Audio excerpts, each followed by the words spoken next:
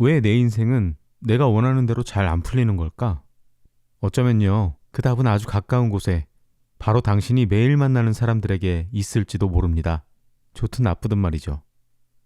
우리 주변 사람들이 우리의 삶의 방향을 결정하는데 정말 강력한 힘을 가지고 있거든요. 오늘이 불편하지만 꼭 알아야 할 진실에 대해 한번 제대로 파헤쳐 보겠습니다. 성장을 멈추기로 결정한 사람들과는 함께 성장할 수 없다. 오늘 우리가 함께 만나볼 알렉스라는 사람이 바로 이 진실을 정말 처절하게 온몸으로 겪어냈습니다. 그의 이야기를 따라가다 보면 어쩌면 그 끝에서 우리 자신의 모습을 보게 될지도 모르겠습니다. 자, 첫 번째 이야기입니다. 편안함이라는 덫. 우리 가끔 그럴 때 있잖아요. 안정된 소속감이 꼭 나를 앞으로 나아가지 못하게 가두는 감옥처럼 느껴질 때요. 알렉스가 딱 그런 상황이었습니다. 겉으로 보기엔 뭐 하나 빠질 것 없는 정말 남부러울 것 없는 삶이었는데 매주 일요일 밤만 되면 뭐랄까 서서히 숨이 막혀오는 그런 깊은 공허함을 느꼈다고 해요. 그러니까 알렉스의 마음속에 완전히 둘로 쪼개져 있었던 거예요. 한쪽에는 뭐 좋은 직장에 괜찮은 월급, 부모님은 자랑스러워하고 친구들은 부러워하는 그런 알렉스가 있었죠. 근데요, 다른 쪽에는 이 모든 게 다 연극 같고 뭔가 더 큰 걸 해야 한다는 목소리가 계속 들려왔던 겁니다. 겉은 번지르르한데 속은 완전히 미아가 된 상태였던 거죠. 그 문제 한가운데 바로 그의 오랜 친구 4명이 있었습니다. 이 친구들이 어떤 사람들이었냐면 항상 지금이 좋다고 하고 무슨 일만 생기면 남 탓하거나 뒷담화하기 바쁘고 입만 열면 빈말만 하는 그런 친구들이었죠. 알렉스는 뭐 막 위로 솟아오르고 싶은데 이 친구들이 만들어내는 그 안주하는 분위기가 마치 발목에 채워진 무거운 족쇄 같던 겁니다. 알렉스가 뭔가 좀 해보려고 하면 꼭 보이지 않는 벽에 쾅 부딪히는 기분이었어요. 예를 들면 사업 관련된 책을 읽고 있으면 친구들이 지나가면서 야, 너도 뭐 유행에 빠졌냐? 하고 툭 던지고 창업하려고 돈 모은다 그러면 야, 지금 직장도 좋은데 뭐하러 고생해? 하면서 김을 팍 빼놓는 거죠.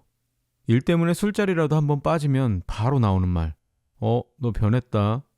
이러니 결국 어떻게 됐겠어요? 이 우정을 지키려고 자기 꿈을 스스로 깎아내리고 있었던 겁니다. 자, 이제 두 번째 이야기로 넘어가 볼게요. 외로운 전환점. 가끔은요, 모든 게 와르르 무너져 내려야 비로소 중요한 선택을 할 수 있게 되기도 하죠. 알렉스에게도 그런 순간이 찾아옵니다. 더는 못 본 척, 안 그런 척 할 수 없게 만든 그의 인생을 완전히 뒤집어버린 그날로 한번 가보시죠. 그날은 알렉스의 생일이었습니다. 친구들과 함께 약속을 잡고 6인용 테이블을 예약했죠. 근데 시간이 흘러도 아무도 오지 않는 거예요.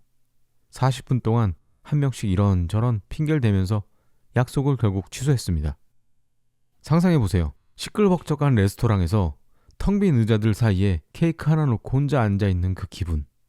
정말 세상에 나 혼자 버려진 것 같은 그런 끔찍한 기분이었을 겁니다.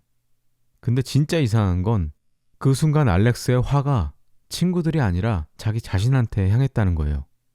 그제야 깨달은 거죠. 아, 진짜 문제는 그들이랑 어울리려고, 그들처럼 보이려고 내 꿈을, 내 진짜 모습을 애써 외면했던 내 자신이 문제였구나. 이게 바로 너무나도 고통스럽지만 반드시 필요했던 깨달음의 순간이었습니다. 그리고 그날 밤 알렉스는 전에 가입만 해두고 눈팅만 하던 한 모임에 문자를 남깁니다. 그동안 조용히 지켜만 봤는데 이제 저도 참여할 준비가 됐습니다. 라고요. 여러분, 이게 그냥 문자 한 통이 아니에요. 이건 더 이상 내 인생의 구경꾼으로 살지 않겠다. 과거의 나하고는 이제 끝이다. 라고 선언하는 하나의 의식과 같은 결단이었던 거죠. 자, 세 번째 장입니다. 5개의 원법칙. 이걸 다른 말로 하면 개인 성장의 사회적 물리학이라고도 합니다. 알렉스가 이렇게 행동하기로 스스로 마음먹자 정말 신기하게도 아주 현명한 멘토를 만나게 됩니다. 그리고 이 멘토한테서 정말 단순한데 너무도 강력해서 인생을 통째로 바꿔버릴 수 있는 그런 원칙 하나를 배우게 돼요. 멘토가 알려준 건 정말 놀랍도록 간단했습니다. 바로 숫자 5였어요. 이게 왜 중요하냐면요. 바로 이겁니다. 당신의 삶, 당신의 생각, 심지어 당신의 연봉과 미래까지도 당신이 가장 많은 시간을 보내는 딱 5사람의 평균이 된다는 거예요. 이게 바로 그가 말한 아주 소름 돋는 진실이었습니다. 멘토는 이걸 사회적 물리학이라고 불렀어요. 우리가 알아채든 못 알아채든 우리 주변 환경이 마치 중력처럼 끊임없이 우리를 어느 한 방향으로 끌어당긴다는 거죠. 한번 생각해 보세요. 지금 여러분 곁에 있는 사람들은 여러분을 위로 끌어올리는 중력인가요? 아니면 아래로 잡아당기는 중력인가요? 어느 쪽 중력장에 머물지는 오직 우리 자신만이 선택할 수 있습니다.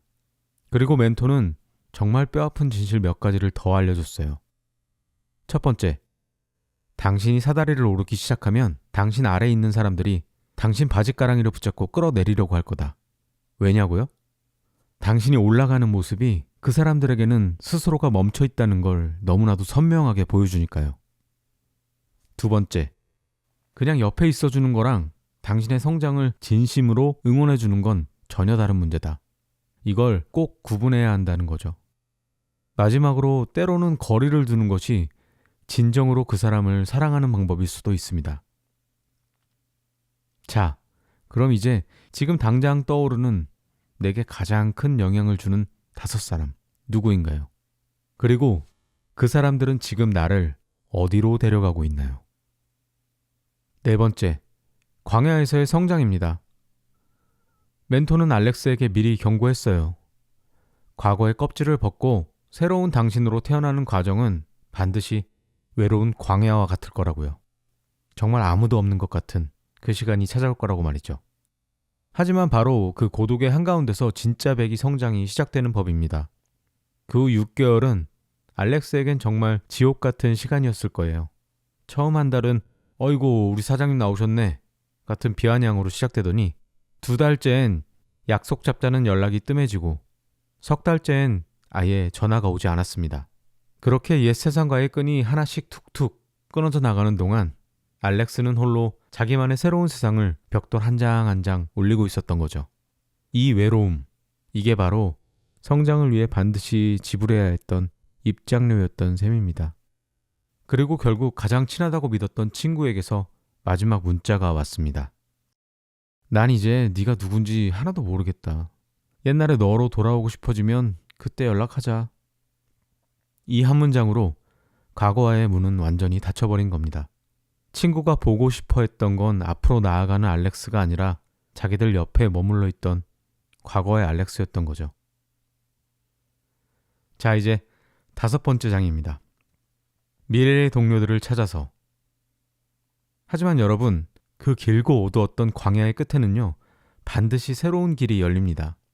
그 지독한 고독의 시간을 버텨낸 알렉스는 마침내 깨닫게 돼요. 아, 나 혼자가 아니구나. 자신의 열정과 가치를 알아봐주고 함께 이야기할 수 있는 새로운 사람들을 만나게 된 겁니다. 물론 이런 새로운 관계가 하늘에서 뚝 떨어진 건 아니었어요. 모든 건 용기를 내서 먼저 다가간 한 사람과의 커피 한 잔에서 시작됐습니다. 그 한 사람이 또 다른 좋은 사람을 소개해주고 그 연결이 꼬리에 꼬리를 물고 이어지면서 어느새 알렉스는 서로를 끌어주고 밀어주는 그런 든든한 네트워크의 한 가운데 서게 된 거죠. 알렉스의 세상은 말 그대로 180도 바뀌었습니다. 예전 친구들을 만나면 늘 나누던 대화, 그게 뭐였죠? 불평, 뒷담화, 변하지 않는 현실에 대한 한탄, 이런 것뿐이었잖아요. 근데 새로운 사람들과는요, 기회에 대한 이야기, 성장에 대한 고민, 미래에 대한 설렘으로 가득 차 있습니다. 그리고 가장 결정적인 차이, 이제 그가 자기 꿈을 이야기할 때 돌아오는 건 비아냥이나 질투가 아니라 와 멋있다, 내가 도울 거 없어? 하는 진심 어린 응원이었습니다. 자, 이제 마지막 장입니다. 당신이 오를 차례. 지금까지 우린 알렉스라는 한 사람의 이야기를 쭉 따라와 봤습니다. 그럼 이제부터는 이 이야기를 남의 이야기가 아닌 바로 우리 자신의 이야기로 가져와 볼 시간입니다.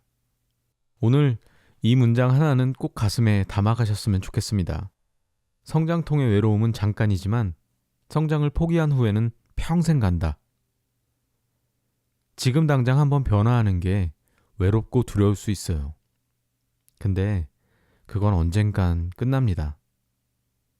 하지만 그때 한번 해볼 걸 하는 그 후에는요, 평생 그림자처럼 우리를 따라다닐지도 몰라요. 그럼 뭘 해야 할까요? 뭐 대단한 걸 하라는 게 아닙니다. 아주 작은 것부터 시작하는 거예요.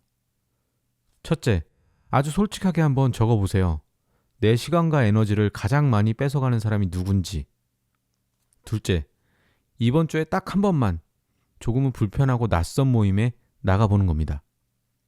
셋째, 나를 그저 편하게만 만드는 발전 없는 약속. 그 약속 하나를 용기 내서 거절해보는 거예요. 이 작은 한 걸음이 여러분의 인생 전체를 바꿀 수도 있습니다.